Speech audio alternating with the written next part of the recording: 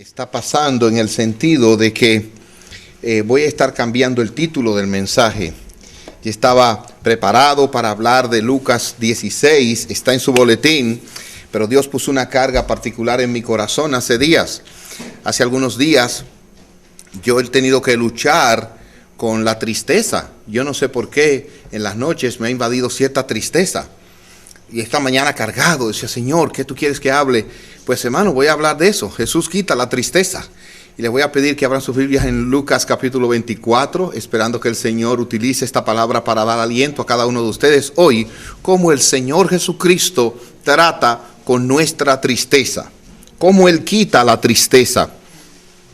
Y Lucas 24 tiene el encuentro de Jesús con los discípulos en el camino de Emaús. Jesús ya había resucitado y en este momento en particular Él está apareciendo a estos dos hombres que están obviamente tristes y desalentados.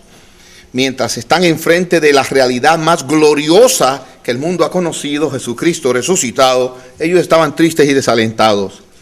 Vamos a leer Lucas 24 del versículo 13 específicamente hasta el versículo 35 y oramos.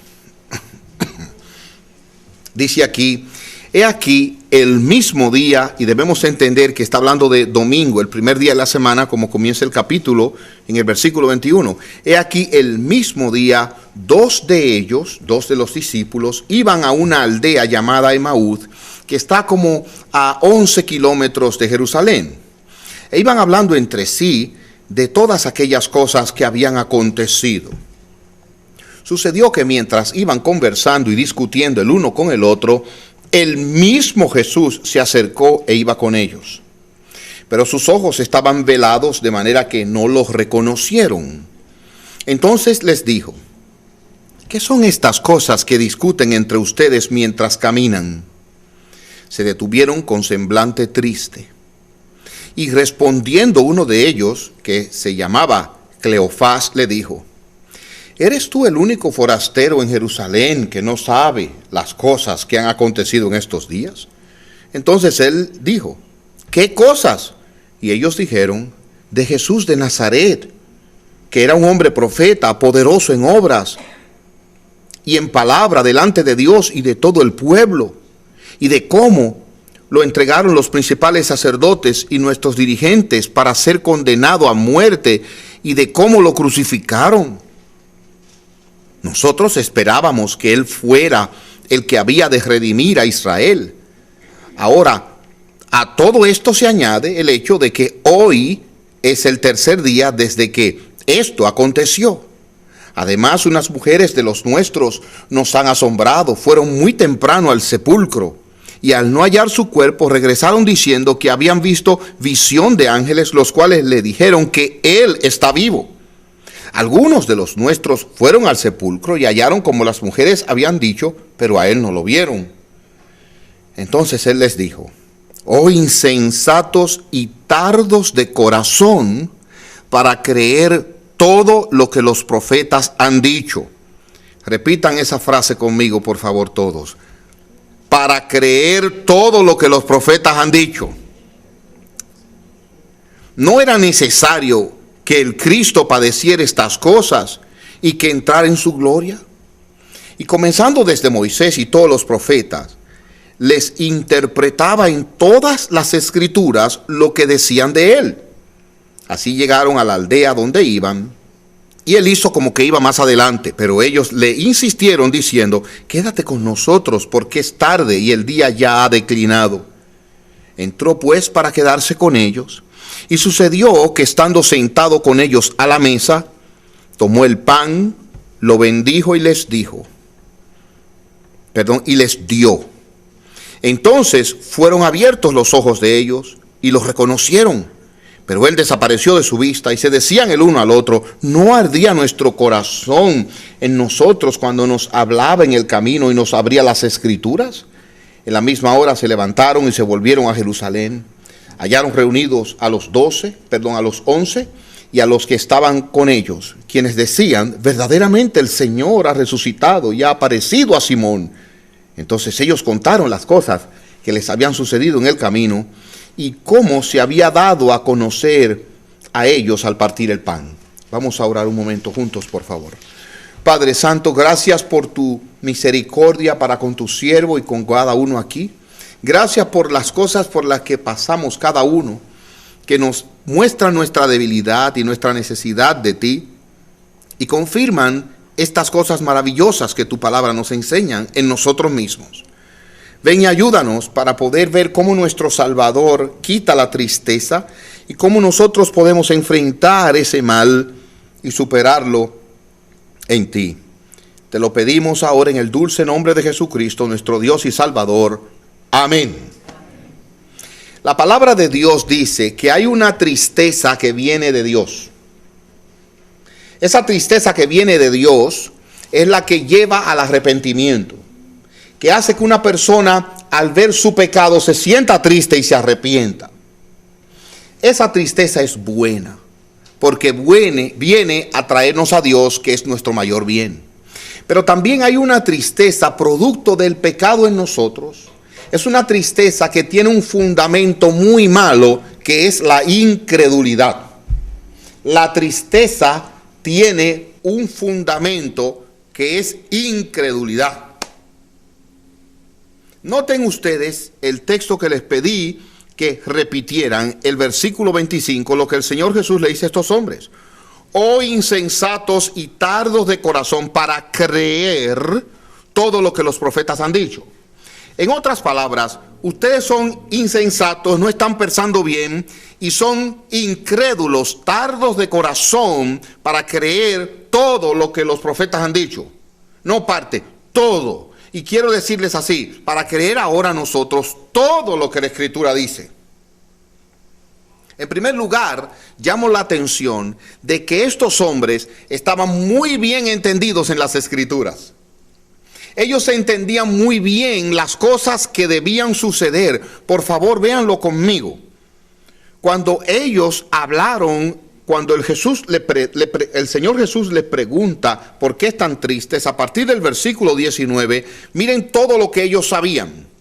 Sabían de uno llamado Jesús de Nazaret. Mucha gente en ese tiempo no conocía nada de Jesús. Ellos sabían quién era él. 2, un hombre profeta. Ellos sabían que había venido de Dios. 2, poderoso en obras. Ellos sabían lo que él había hecho mostrando poder. Y en palabra delante de Dios y de todo el pueblo. Ellos tenían mucha información sobre Jesús. De manera que, hermanos, noten ahora la información que uno tiene en su mente teológica o conocimiento bíblico no evita la tristeza. No la evita. Además de eso, ellos sabían lo que había pasado con él, cómo lo entregaron los principales sacerdotes y nuestros dirigentes para ser condenado a muerte y cómo le crucificaron. E inmediatamente ellos entendían que había habido injusticia, porque aquí un hombre poderoso en obras delante de Dios y de los hombres, profeta, Jesús de Nazaret, pero también fue juzgado, condenado y muerto en la cruz. Ellos sabían de eso. Además, leemos en el versículo 21, nosotros esperábamos que él fuera el que había de redimir a Israel. Es una esperanza que tenían en él, en un sentido político, social. Ahora, a todo eso se añade, hoy es el tercer día que esto aconteció. En otras palabras, aquí hay algo que no anda bien, porque el tercer día esperábamos que él resucitara, no ha resucitado. Dicen que lo vieron las mujeres que resucitó, algunos fueron pero no lo vieron a él. En conclusión, hermanos, ellos tenían toda la información necesaria. Si usted me pregunta, yo les puedo decir, ellos respondían el catecismo completo. Hermanos, el conocimiento teológico no evita la tristeza que a veces los hijos de Dios experimentan en este mundo. No. De hecho, es interesante, hermanos, que Dios, conociendo nuestra fragilidad y lo que habíamos de tener, manda a que estemos siempre gozosos. Y en los días de Nehemías se le dijo al pueblo, oiga bien, el pueblo oyó la palabra de Dios leída y comenzaron a llorar y se le dijo, hoy no es día de llanto, sino de gozo. E inmediatamente el pueblo cambió como los bebés, de llanto a gozo. ¿Usted ha visto los bebés que están llorando con lágrimas que le caen por los ojos? Y de repente usted le ha dado que quiere un dulce, la leche, y ya están riéndose con las mismas lágrimas en los ojos. Así fue el cambio del pueblo. Lo que nos enseña, hermanos, que si Dios nos manda a estar siempre gozosos, y el pueblo pudo cambiar de esa manera, y dice, regocijaos en el Señor, siempre, otra vez digo regocijaos, escúcheme ahora. Los hijos de Dios pueden controlar sus emociones para estar siempre gozosos y para no estar tristes. No importa lo que estemos pasando, las emociones son controlables para los hijos de Dios por la gracia de Dios. Usted sería tan amable de decirme al de al lado, yo puedo controlar mis emociones por la gracia de Dios. Dígaselo al de al lado. Yo puedo controlar mis emociones por la gracia de Dios. Y eso es tan importante que usted lo sepa, porque vamos a vernos tentados continuamente a la tristeza, a la depresión y al desaliento. El mundo en que vivimos es así. El Señor lo dijo, en el mundo tendréis aflicción. Este es un mundo que entramos con lágrimas y nos despiden con lágrimas. ¿Cómo podemos nosotros salir al frente a la tristeza? ¿Cómo podemos nosotros enfrentar ese virus que lo vamos a contraer hasta que salgamos de este mundo y lleguemos a la gloria venidera? ¿Cómo podemos? Vamos a mirar esta experiencia, cómo el Señor Jesucristo trató con ellos y Él quitó la tristeza. En primer lugar, podemos ver que estos hombres estaban tristes, mirando las circunstancias, lo que había sucedido, y eso es una buena señal de que ellos eran sensibles, de que ellos esperaban en el Señor, como dijeron. Pero noten aquí, en primer lugar, que ellos respondieron al Señor que se le acercó. Noten esto. Ellos iban caminando y el Señor se unió a ellos. Versículo 15. El mismo Jesús se acercó e iba con ellos. Ellos no sabían que era Él, pero Él vino y se acercó a ellos. Dios los buscó. Y ahí ellos hicieron algo que no estaban conscientes, pero es bueno decirlo, para tratar con la tristeza. Primero, ellos comenzaron a hablar con el Señor Jesús, y eso es la oración. Ellos no lo sabían. Ellos no lo sabían. ¿Recuerdan ustedes cuando Moisés estaba delante del agua y no había dicho nada? Y Dios dijo, ¿por qué clamas a mí? ¿Por qué me oras? Y hermanos, si es que cuando hay vida espiritual, a veces usted ora y no está consciente de que está clamando, Señor, ayúdame. Está llorando y no sabe. Pero el punto aquí es el siguiente. Para lidiar con la tristeza, lo primero que nosotros tenemos que hacer es, identificada la tristeza, orar e ir a Dios en oración. Ellos recibieron la pregunta del Señor, la inquietud del Señor, y ellos hablaron con Él y dijeron la causa de su tristeza. ¿Qué cosas han sucedido? ¿Por qué están tristes? Y ahí comenzaron a decir, Jesús de Nazaret, hombre profeta, y comenzaron a detallarlo. Hermanos, cuando sentamos la tristeza, nosotros tenemos que reaccionar inmediatamente e ir en oración a Dios y decirle con detalle por qué estamos tristes. ¿Qué hizo el salmista? Él no sabía por qué estaba triste. Y le dice, alma mía, ¿por qué te abates dentro de mí? Puede que usted no sepa por qué está triste, pero lo correcto es que usted lleve esa carga delante de aquel que dijo, venid a mí los que estáis trabajados y cargados, que yo los haré descansar. ¿Por qué estoy triste? Yo no sé. O puede que usted sepa, dígale con detalles al Señor por qué está triste. Señor, yo estoy triste por esta situación de salud, o estoy triste por esta situación financiera, o estoy triste por esta situación en mi familia, por esto que está pasando mis hijos. Yo me siento triste. Y no debe dar vergüenza. Porque nuestro mismo Señor y Salvador Jesucristo llamó en Getsemaní a sus 3 amigos cercanos y les dijo, mi alma está triste hasta la muerte. Entonces no nos puede dar vergüenza si a Él no le dio vergüenza decir, estoy triste. ¿Cuándo fue la última vez que usted le dijo a alguien cercano, estoy triste? Eso es bueno, porque es el primer paso. Dígaselo a Dios y dígaselo a alguien que Dios ponga delante de usted. En segundo lugar, noten aquí que no solo el Señor se le acercó Y aquí que Dios está cerca para los que están tristes. Dice él que él mora, él se acerca al quebrantado de espíritu. En segundo lugar, miren lo que el Señor Jesucristo hizo. Versículo 25. Oh insensatos y tardos de corazón para creer todo lo que los profetas han dicho. Y aquí, hermanos, lo que él hizo. Él, antes de sanarlos, él los curó. Antes de él ponerle el remedio, él quitó la infección. Recuerdo una vez una persona se había quemado. Y la piel quemada, fuimos con esta quemadura al médico.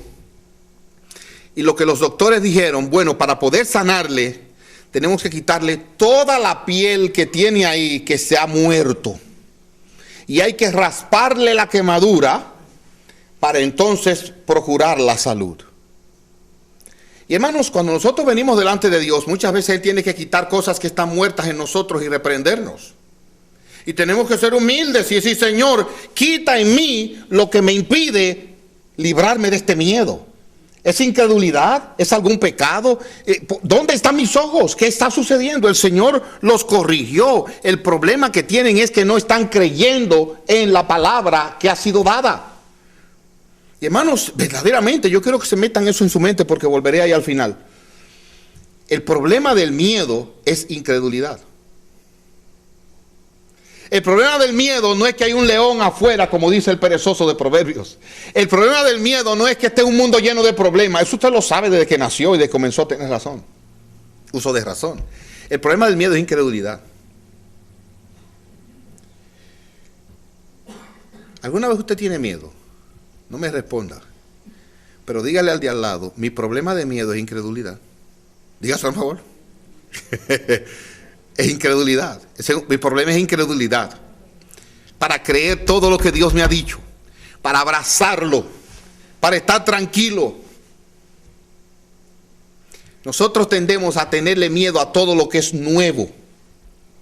A todo aquello que no nos da un sentido de confianza por conocimiento, experiencia, le tenemos miedo. Él los reprendió, pero ahí no quedó. En segundo lugar, miren ahora, Él le abrió las escrituras. Lo primero es, respondió a la oración de ellos, ahora les abre las escrituras. Hermanos, para salir del miedo tenemos que ir a la palabra de Dios con un corazón creyente, con un corazón de fe. ¿Qué dice Dios? ¿Qué dice Dios? ¿Qué dice Dios de esta situación en particular? ¿Qué palabra, qué promesa de Dios? Y específicamente, hermanos, poner los ojos en nuestro Señor y Salvador Jesucristo. Y finalmente, aquí hay algo más. Y es que ellos fueron a compartir con otros. Ellos fueron a compartir con otros. Y aquí hay tres cosas que nosotros podemos hacer. Y el Señor tuvo comunión con ellos, pero lo vamos a ver en un momentito si Dios quiere. Tres cosas para vencer el miedo. Orar, buscar las escrituras y buscar la compañía de otros creyentes a quienes podamos abrir nuestro corazón y seamos estimulados por ellos.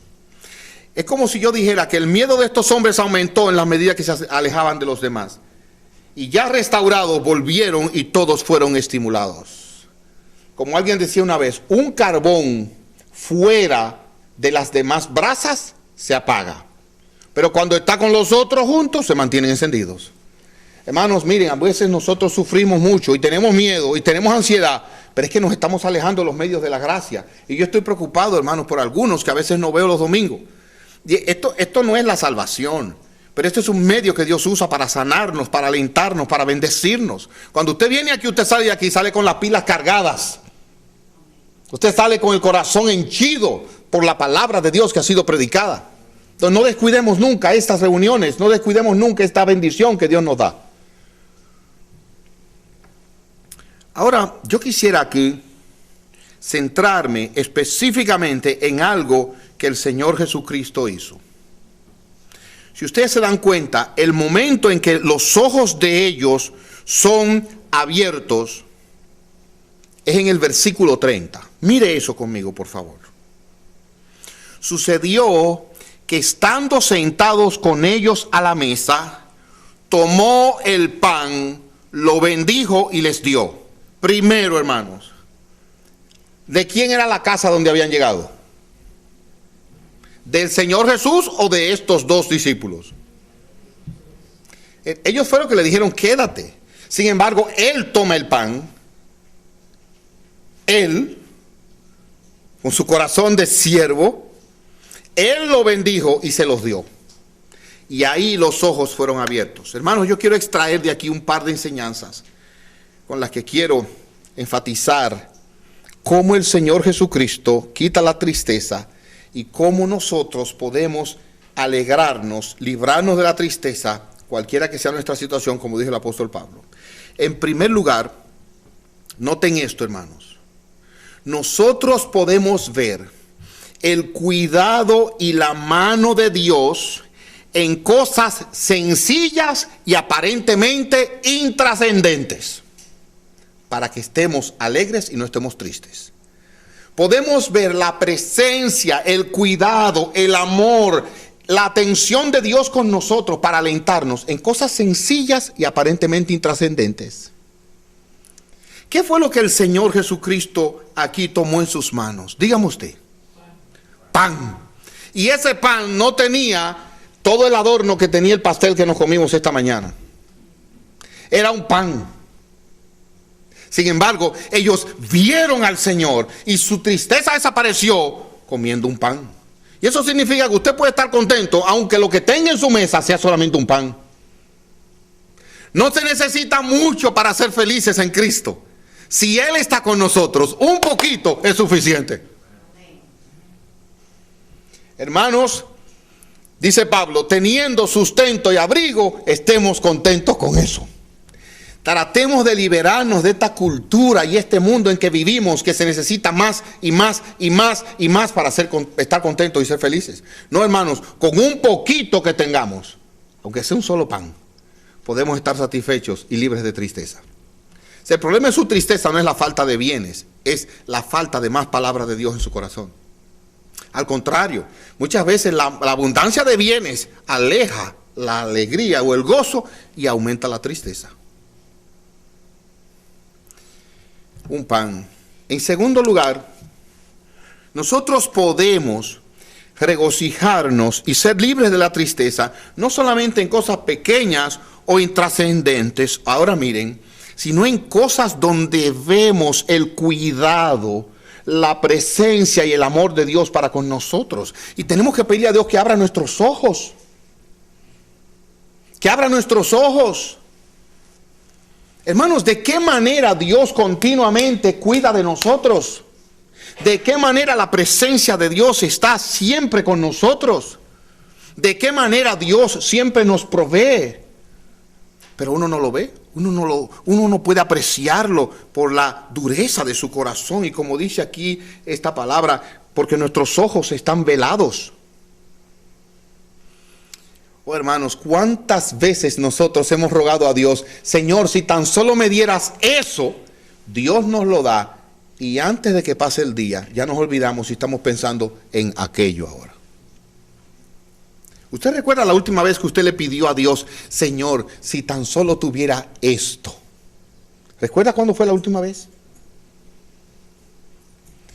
Oh sí, mis hermanos, yo puedo mencionarle tantas cosas ahora. Señor, si tan solo me consiguieras esto, no importa esto, no importa, si tan solo me consiguieras esto. Dios me lo concedió y al poco tiempo parece que se me olvidó. Parece que se me olvidó. Amados míos, que Dios abra nuestros ojos para verlo a Él detrás de la provisión que Él nos da. Y que eso sea suficiente, para ver su mano, para ver su cuidado, para ver su atención, para ver su bendición. Finalmente, aquí hay algo bueno. El hecho de que el Señor haya tomado el pan, lo bendijera y se lo diera, va de la mano con el hecho de que el mismo Señor Jesucristo se acercó a ellos y que el mismo Señor Jesucristo obró para revelársele. Y hermanos, aquí hay una verdad para mí maravillosa. Óigame bien. El Señor está con nosotros, aunque nuestros ojos velados no lo puedan ver. El Señor está con nosotros. El Señor está obrando en nuestro favor. Usted quizás no lo entiende. Quizás usted no sabe por qué mataron al Salvador como estos hombres. ¿Por qué ha llegado el tercer día? No entiendo lo que Dios está haciendo, pero Él está conmigo y Él le ha dicho, yo no te dejaré ni te desampararé. Y yo quiero mirar dos textos ya para terminar. El primero en Génesis capítulo 42. En Génesis capítulo 42 se nos habla de Jacob cuando los hijos habían ido a Egipto y José pidió quedarse con Simeón allá y dejó a Simeón preso y luego le dijo, tráigame a Benjamín. Y yo pensaba en este texto, ¿verdad? Por primera vez en mi vida viendo el texto, digo, oye, pero ¿por qué José dejó a Simeón preso? Yo me imagino que él todavía dudaba de la honestidad de sus hermanos. Él dijo, la única manera en que esta gente va a volver aquí después de este susto es si dejo a uno preso. Y dejó a Simeón preso. El asunto es cuando el viejo Jacob está oyendo estas noticias, lea conmigo lo que dice la palabra de Dios, versículo 35 de Génesis 42. Y aconteció que al vaciar ellos sus costales, he aquí en el costal de cada uno estaba su bolsa de dinero. Al ver ellos y su padre las bolsas de dinero, tuvieron temor, o sea, se asustaron. Entonces Jacob su padre les dijo, ahí ya Jacob no aguantó más. Ustedes me están privando de mis hijos. José ya no está con nosotros, ni Simeón tampoco. Ahora se llevarán a Benjamín. Y ahora oiga la conclusión de Jacob. Contra mí son todas estas cosas. ¿Qué creen ustedes? ¿Sí o no? Pregunto, ¿eran contra él todas estas cosas? ¿Sí o no? ¿O eran a favor de él? Exactamente. Ahora yo quiero que ustedes se imaginen que yo soy Jacob. Y ustedes me van a decir que no, cuando yo concluya. Contra mí son todas estas cosas. Me lo dijeron muy suave. Ustedes tienen que pararme porque yo estoy triste, yo estoy amargado, yo estoy frustrado. Contra mí son todas estas cosas. No. Eso es lo que usted se tiene que decir. Cuando usted esté triste y ve el malestar alrededor suyo y diga, esto está mal, me está yendo mal. No. Dios está obrando para tu bien. Y el texto para leer es Romanos 8:28. Y sabemos que a los que aman a Dios, todas las cosas les ayudan a bien. Esto es a los que conforme a su propósito son llamados. Cada vez que usted se ve así, mire, que el mundo se le está cayendo, y mi hijo esto, y mi hija lo otro, y la casa allí, y mi marido acá, y el empleo por allá, y la situación del país, qué mal estoy. No. Qué situación más difícil, mi vida no tiene sentido. No. Dios está en control. Y Él lleva todo eso para su gloria y para el bien suyo, aunque usted no lo entienda. Jacob, te equivocaste. Todo esto es para tu bien. José, tú no lo ves, porque él es el jefe allá. Y te tiene ahora una bienaventuranza preparada con todo lo que necesitas. No tienes a Simeón, porque esa es la manera que José ha usado para que todos volvamos. Y ahora va Benjamín a darle la bendición y a recibirlo en un momento glorioso. Jacob, esto no es contra ti. Hijo de Dios, la obra de Dios alrededor tuya no es contra ti. No es contra ti. Es a favor tuyo. Oh, amados, que ahí aterricemos y guardemos en nuestro corazón que no tenemos que estar tristes. Aunque no entendamos lo que está pasando alrededor nuestro, pongamos los ojos en el Señor, oremos, miremos su palabra, disfrutemos de la comunión entre los hermanos, disfrutemos el cuidado de Dios en cosas pequeñas que Él nos da todos los días. Aprendamos a sacarle el gusto a esas cosas. Ayer pudo haber sido una de las tardes más aburridas de nuestra vida. ¿Saben por qué? Porque hicimos algo que pareció una locura. Nos montamos en el vehículo y salimos. ¿Para dónde? Nadie sabía, ni yo ni nadie. Yo era el que estaba manejando. Y comenzamos a rodar por allá, hacia el oeste. Y voy carro. Y los muchachos de atrás, pero papi, ¿dónde es que vamos? Digo, yo no sé dónde vamos. Pero mi intención era, yo voy a disfrutar este tiempo con mi familia, aunque yo no vaya para ninguna parte. Hermano, y comenzamos a pararnos por ahí en second hand. Y ahí conseguí un sombrero. Y ahí consiguió el otro otra cosa. Oye, pasamos una tarde maravillosa. Hasta los mismos que estaban protestando terminaron celebrando. Hermanos, Dios nos ha coronado de tantos favores y misericordias. Mire a su alrededor, mire su familia, mire, están aquí sanos. Mire las bondades de Dios con usted. Hermanos, que Dios nos conceda no estar tristes, sino mirar todos sus tratos diariamente, continuamente, y celebrar la bondad de nuestro buen Dios. Que podamos pararnos. No, esto no es contra mí, esto es a favor mío, para la gloria de su nombre. Ahora, hay veces que vamos a caer en tristeza, sí, hermanos. Volveremos a caer. Pero vayamos al Señor. Él no murió. Él murió y resucitó. No murió solamente, murió y resucitó. Y ahora está a la diestra de Dios, esperando por nosotros. Ahí está Él, a la diestra del Padre, esperando por nosotros. E intercede por nosotros. No estamos solos. Cuando venga la tristeza, párese y diga, no. Vaya a Cristo. Y si tiene que arrepentirse de algo, arrepiéntase. Pero vaya a Él y crea la palabra de Dios. Vamos a orar. Padre nuestro, gracias te damos. Porque tú eres aquel que has enviado a tu Hijo y con Él tenemos una vida completa y todo lo que necesitamos para no estar tristes. Ayúdanos a mirarte a ti, a orar, a buscar en tu palabra, a mirar tu mano en las cosas pequeñas de la vida, tu cuidado, tu bendición en cosas intrascendentes y deleitarnos en ellas. Oh Señor, alienta a tu pueblo en medio de los tiempos. Aliéntanos porque te necesitamos mucho. Y te lo suplicamos esto, por los méritos y en el dulce nombre de nuestro Dios y Salvador Jesucristo. Amén. Amén.